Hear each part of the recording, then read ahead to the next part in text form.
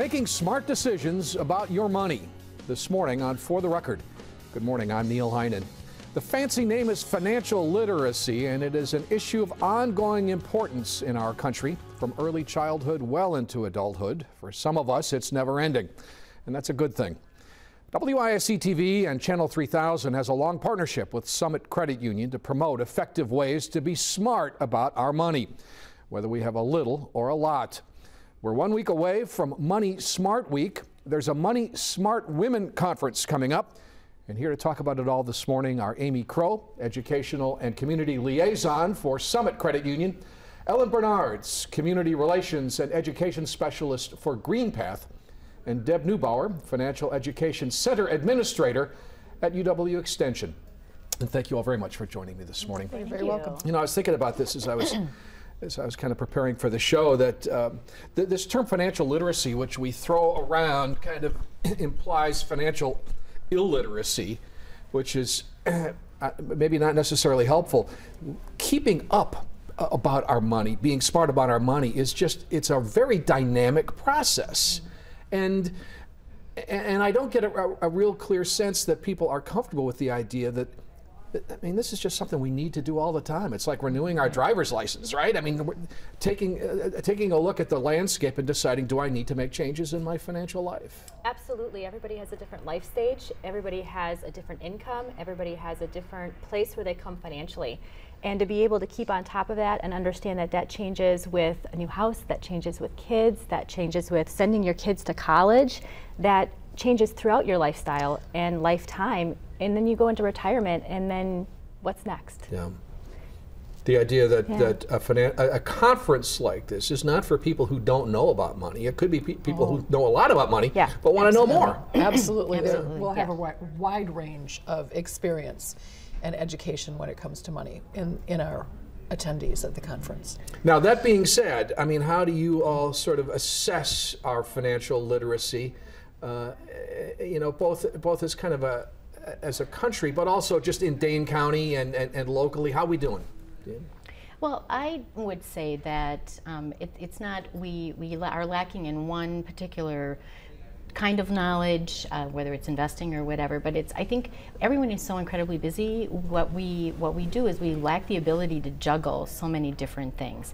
And there's so many things on our plate. So just having that plan in place is so incredibly important. If we don't have the plan, then we're just at the mercy of things as they come at us. And I think that's where we really run into problems. I mean, clearly the Extension considers this an important part of its mission, huh? Absolutely. Family financial management is one of the core program areas in our family living category. So. And who comes to those? Who do you deal with? We do at the Financial Education Center, we deal a lot with people that are in lower wealth individuals, lower income, that are struggling with a lot of different issues. But we also have, people, two-income families coming in just to learn one or two additional tools that they can tweak and tailor to their personal situation, just to make things easier for them and their family. And it's all about being more financially capable, I think. Yeah, maybe it would help, Ellen, if you could just talk about GreenPath a little bit and what it is. Sure. GreenPath is a nonprofit credit and housing counseling agency. We're based in Michigan. We're nationwide. So we help people with all kinds of debt, primarily credit card debt, but payday loans, other kinds of medical debt, as well as student loans and foreclosures. And I actually also work with people that are just buying houses. So we help people in all different situations with that.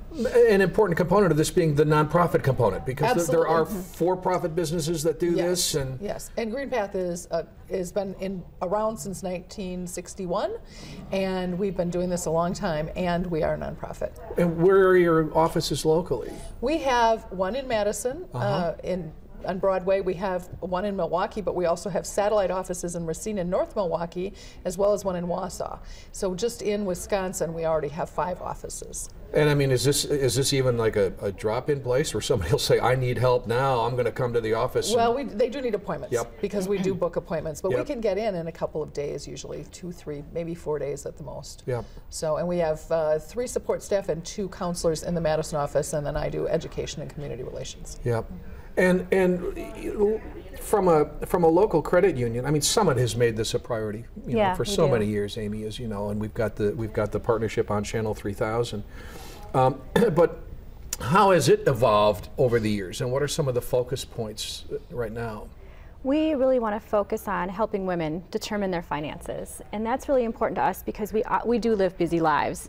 We have the career, or we stay at home, or we manage the household, and money is part of that. And sometimes we don't allow enough time to focus on those finances. And one of the reasons why Summit is so committed to this conference is because it handles a lot of different core topics that women need to be educated about. And when you take a lot of different organizations who have a passion for sharing that, and we put that together in the Money Smart Women's Conference, we're able to really pinpoint and help a large group of women in one place where they can network.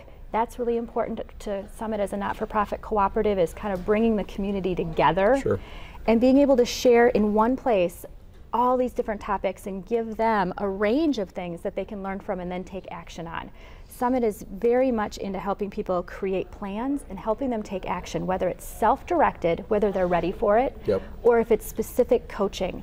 We'll meet with you for a couple months. We'll meet with you for longer term. What can we help you figure out? How can we help you be held accountable? And part of what this conference is going to do is help women find their accountability, find that action plan.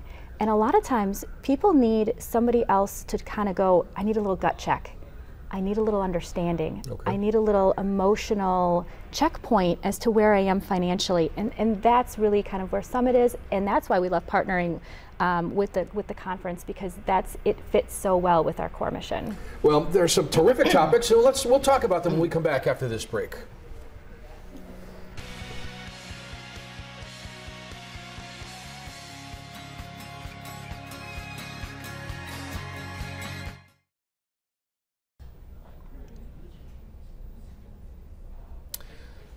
So you're looking at the information on the Money Smart Women Conference coming up Saturday, April 20th, and the website, moneysmartwomenwisconsin.com, is the place to go for registration information. WI.com. WI.com, I'm sorry. Yes, that's okay. WI.com is the place to go for information on registration. My guest this morning, Amy Crow, who is the Education and Community Liaison with Summit Credit Union, Ellen Bernard's Community Relations and Education Specialist with GreenPath, and Deb Neubauer, Financial Education Center Administrator at the UW Extension.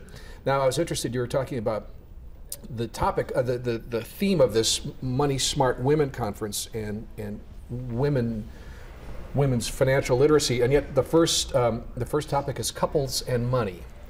Let's cut right to the chase here. You know, these can be very difficult topics, for couples. So this is hands-on stuff for how to deal with that. Well, I love teaching about couples and money, but Connie Kilmark is the one who's going to be doing that, and she's, well, I'm sure you know Connie. Oh, she's got a great reputation. She does. She's very good. So she'll be teaching on that topic, and I think that it doesn't matter if you have a couple in the room, as long as one person gets it, and if they understand how to get the other person involved, it's amazing what you can do. I mean, we should be clear about this. I mean, are men welcome at this conference? There'll be a few. They're welcome, of course. We won't throw them out. But it really is directed at women. We'll have a handful of men, and it's going to be vast majority women. That doesn't mean all of the topics are appropriate to either sex. Sure. It's more about creating that sense of community and relaxing. I think sometimes women end up feeling a little more insecure about money, and this way they can ask questions and there's no concerns. And I don't know that the guys would appreciate the pampering room as much as the women. Oh, you'd be surprised. You know, this is interesting. Is this an acknowledgement that women need to know more about their options for taking control of their money, or that in, I don't know how many families, that women are the ones who make the financial decisions? Many times I think that is the case, that the woman is the one that handles the finances, pays the bills, those kinds of things. And again, it gets back to that juggling piece where, you know, this gives the women an opportunity to, you know, get away for an entire day, have a nice lunch, network with a lot of other women, meet lots of people, get wonderful information on a variety of topics, not all financial. There's organizing, there's lots of different things. But and I think too, just the relaxing piece. I think you said it beautifully. That's Well, you mentioned the word network, and that comes up not just at the conference, but the idea that you should create a network. You should, because it not only offers you support, it offers you an opportunity to get feedback from other people, but they can help you be accountable for what you're doing, because even if it's a simple text message to people, hey, I did this, and they're like, oh, great job. Even those tiny little things can really move people forward when they've set goals and they work to achieve those goals. So is this more of a personal network, or would someone's network include the extension, for example? Absolutely. both. I think absolutely both. There will be lots of exhibitors and booths with valuable information, extension, you know, GreenPath, many of our sponsors. But I think it's both. I think financial information is many times difficult to understand. It's you want to be working with someone that you trust, and how better to find someone that you trust and really connect with other than a place like this. Yeah. Money Smart Week's all about thinking about where you are right now and starting to plan for your future. So many of us are living in this day, regardless this hour, of where you this are minute. in your life, right? Exactly right. Well, so start thinking 20, 30 years down the road. And we're bombarded constantly by advertising. Yes. And, you know, I mean, you go anywhere and spend money. It's easy to spend money. It's hard. Yeah, I was it's just hard thinking to about say, that, Ellen. Meh, I'm not going to spend money today because I have a goal in the future that I'm working toward. If you don't have a goal, then why aren't you spending money? It's hard to stop if you don't know why you're not spending it, you're saving it. Mindful spending is one of the topics. That would be on Amy's there. That would be mine. Yeah. Well, and does it get? I mean, does it get to even the issue of technology today, where spending money is just so easy?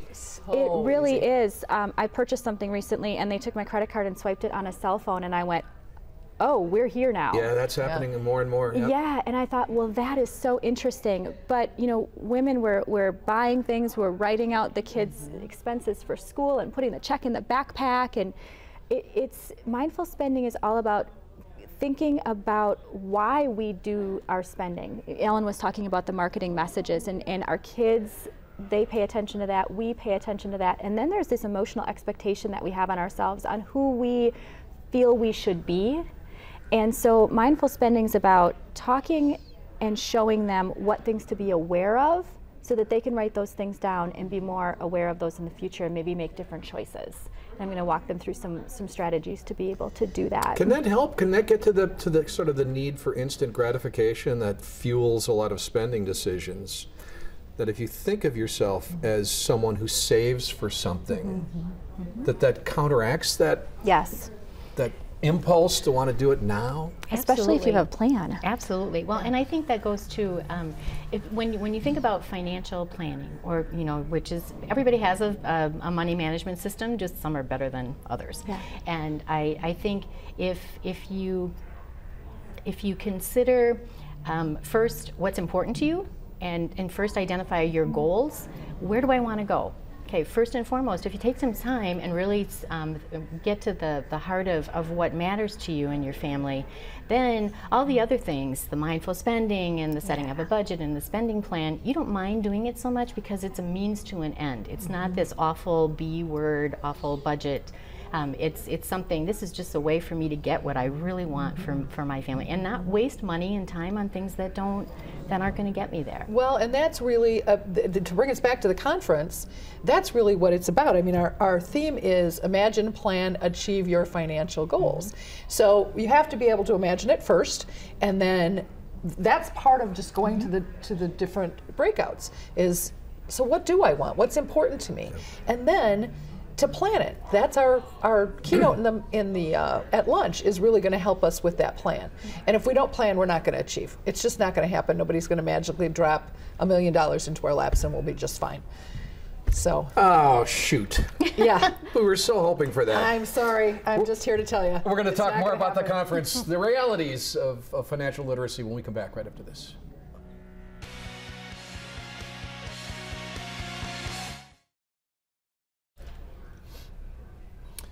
And again, the information on the upcoming Money Smart Women Conference on Saturday, April 20th. The website you can go to for more information about the conference, topics and speakers and registration information.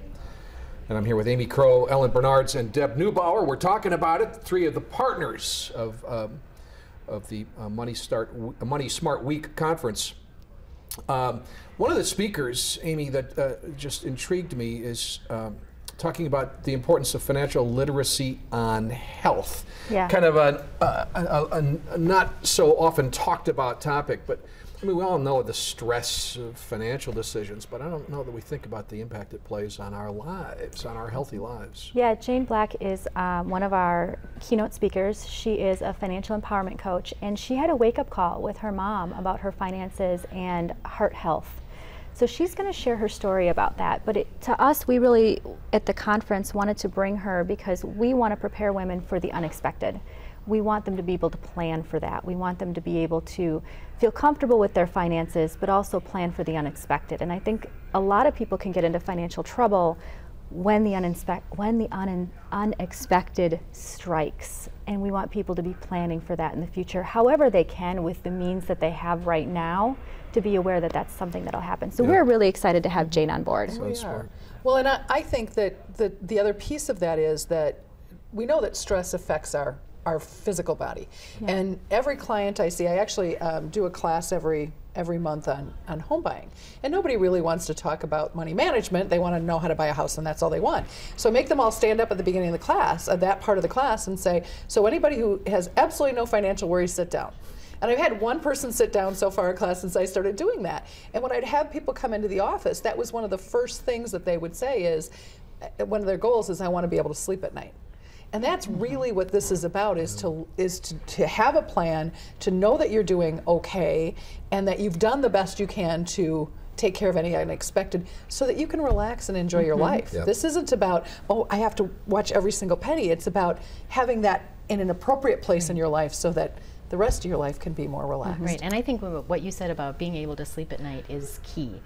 So financial strategies aren't cookie cutter. They're not going to, the same thing isn't going to work for every single person, because you have to be able to be comfortable with the decisions that you make. Some people are perfectly fine with doing all of their banking with internet banking and not being able to go to that bricks and mortar. Some people, that just really freaks them out. So I think too, just in getting in touch with your personal feelings, and I know that's kind of the kumbaya of money management, but it really is important, because you have to be able to sleep at night. You have to be comfortable with the decisions that you make. I think it's interesting the parallels between wealth and health, and when you think about some of the strategies that you need to take to be wealthier or to be healthier, the behavior changes are pretty much the same. What did they tell you when you start on a diet? You should track your calories, you should track your fat. What do we do when we put you on a financial diet? You should track your spending. You should, those kinds of things. So if we can just get people thinking about that it's not one or the other, it's both, and changing the behaviors, it basically will apply to both. And if you start to control your blood pressure, other aspects of your health get better. If you start to save money, you tend to make more money. And isn't that always we have to keep reinforcing that people have a hard time understanding that the best way to make money on money is to save money. Right. Well, and I'm not a saver. I mean, I'd say I'm a fellow sufferer. I'm not an econ major. I'm not a banker by trade. Right. It's hard to save money, but once you kind of get that going, it's like, ooh, that's really cool. Oh, we just got an unexpected medical bill. Okay, how are we going to pay for that? It's not like, oh my gosh, how are we going to pay for it? But all right, exactly. Okay. There's so freedom in the choices that you have, and setting it Completely. up automatically. I think that one of the three things that we all talk about is hiding the money from yourself, setting it up automatically, taking it direct deposit and moving it someplace into a savings account, and not keeping it in your checkbook so that you're tempted to spend it. And that's one of the critical messages that I think this conference will help, is what's that little little thing that you can take away? What's your action plan? What are the 3 steps that you can take away that you can implement? So this happens on a Saturday, so Saturday night or Sunday morning or your next paycheck if it's next Friday. What are you going to do different? And that's what we're going to challenge these ladies to do at this conference, and that's what's exciting. What's the sort of cultural competency component of this? I mean, women of color, you know, different cultural approaches to money. This is, I'm sure, going to be useful to all women. Oh, yeah. It will be, yes, yes. I think it's cross-generational, and it relates to everybody. These topics are things that everybody needs to deal with at some point in their lives. Don't you agree? Well, and if somebody is 30, they may not be thinking about investing for retirement, or if they're at a lower income, but organizing might be really important so that they're opening their bills and they're paying bills on time. Those are things that it doesn't matter. You don't have to take the investing for retirement. You can take organizing instead. And the cost of not doing that can add up sometimes as well, that you don't realize how much money you can save by paying your bills on time. I'd have clients come in with garbage bags full of unopened bills. I mean, it's just, that's an amazing piece of it. And that doesn't have, I think that there is no specific cultural norm, because I think it just transcends income, it transcends race, it just is everywhere. All over. Okay, good point. Every good conference needs a provocative session. How to save $40,000 in 1 year? That might get a few attendees. We're really looking forward to hearing that. Any hints on what that might involve? She doesn't give you any hints on what that might involve. She does have a website. I think it's 40K. I don't remember what it is offhand, but yeah. This is another one of the keynote speakers? This is a breakout. Oh, break it, okay. This is a breakout, and she is a local expert, and we're really, she did it. She saved $40K in 1 year, and she is going to share those strategies with us. And we're just super smart excited. Spending, whether, I don't know if it's couponing or I think there's a combination. It's so we're very intrigued, but she was successful at it. Operation40k.com, I think so. is the website. Yes. Okay, so people can register online. There's room for everybody. Absolutely. Yep. So far, there's room for everybody. And this is a real partnership. It's more than just the 3 of you. Oh, absolutely. Yep. Oh, yeah. You were talking, Deb. Well, and the conference is definitely a collaboration of different partners. But I think just the partners that get together within the county to address financial illiteracy or financial education is just mind-blowing to me, because we'll have sitting around a table not-for-profit banks and credit unions and insurance companies, utility companies, public sector, the United Way, Extension, and entrepreneurs. Entrepreneurs, right? A lot of time and with the common goal. All right. You got a lot of energy around this. That's great. Thank you very much for joining me. We're going to come back and wrap up For the Record right after this. Sorry. My thanks to Amy, Ellen, and Deb for being here this morning. Next week, Earth Day. We'll talk climate change and conservation with guests from the UW's Nelson Institute for Environmental Studies. Thanks for watching. We'll see you next Sunday.